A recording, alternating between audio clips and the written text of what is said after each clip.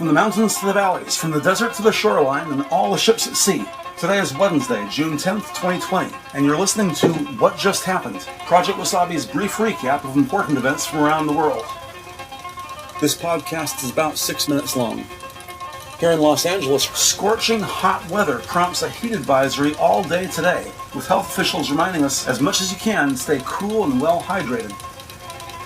Also throughout the metro LA area, a high wind advisory is in effect with wind gusts over 25 miles an hour, and today there will be a possibility of brush fires throughout the Southland. Usually it takes about 2 weeks for an infected person to show symptoms of coronavirus, and with protests in the wake of George Floyd's death, between now and July 1st, we might see a spike or sudden increase in newly reported COVID-19 cases. In Buffalo, New York, after 2 police officers shove a senior citizen off his feet, causing him to violently hit his head and lose consciousness, the president quickly took to social media, retweeting a video which accuses the victim, 75-year-old Martin Gugino, of being an Antifa provocateur, using his cell phone to block or intercept police communications. This conspiracy theory was presented in a video posted by San Diego, California resident Christian Ruse, a Russian national who, coincidentally, also writes for the Kremlin-owned news service Sputnik. And this podcaster finds the last name Ruse interesting in itself. Ruse, linguistically the first syllable of the word Russia. And of course, in spoken vernacular, a ruse is defined as a trick to fool someone, often to further some other deception. Turning to coronavirus vigil, according to Johns Hopkins University, as of this morning, Wednesday, June 10th, 2020, just here in the United States alone, so far we've lost a total of 112,006 innocent souls. Nearly 1,000 people, 999 deaths just in the past 24 hours. A friendly reminder from what just happened, if at all possible, stay home. But if you must go out, smart money says wear a mask. A fiasco yesterday's Georgia state primary elections wrought with chaos.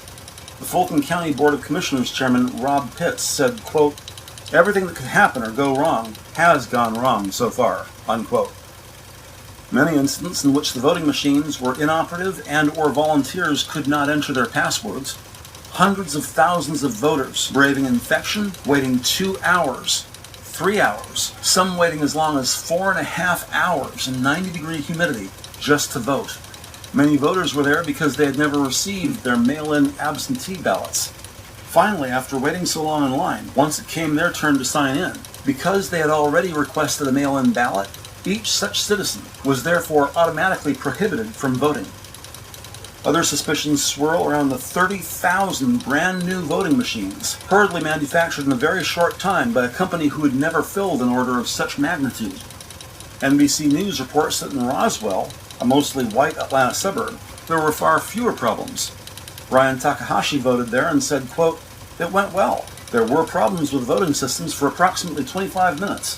Afterwards, it was smooth sailing," unquote. And Brian Takahashi estimates he was out the door about 20 minutes after the problem was resolved.